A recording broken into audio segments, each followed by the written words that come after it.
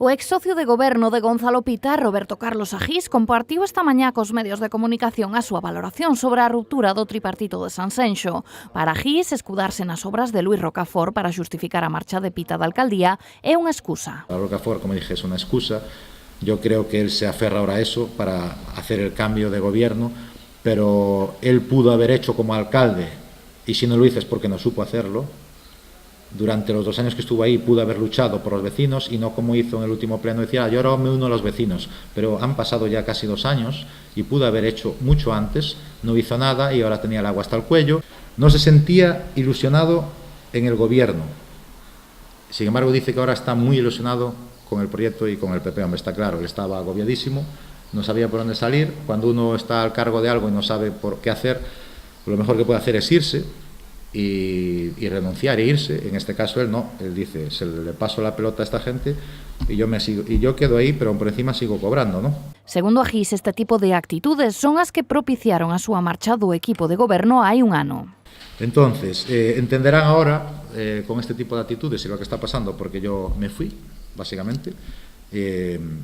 Como le dije, ya fue un presagio. Yo cuando dejé ya veía que esto no había grupo, no había nada en su día. La diferencia clave o importante, considero yo, es que yo, por ejemplo, en su día renuncié a mi cargo, a la concejalía. O exmembro do cuatripartito admite que se pode pensar que haxa algún tipo de interese nesta maniobra política xa que non lle parece coherente o posto que ocupará Gonzalo Pita no novo goberno. Habrá algo por detrás o por debajo de la mesa.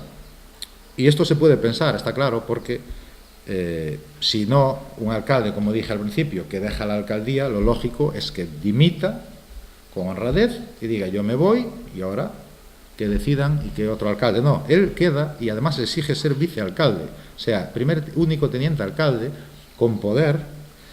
Antes eran 8, cobraban 8, trabajaban 8, bueno, a lo mejor no trabajaban los 8, pero había 8, ahora van a ser 12, por lo tanto van a cobrar más, tener menos responsabilidad y aún por encima van a ser 12, por lo tanto se va a repartir el trabajo, lo cual a ellos les viene como Dios, es un chollo, ¿no?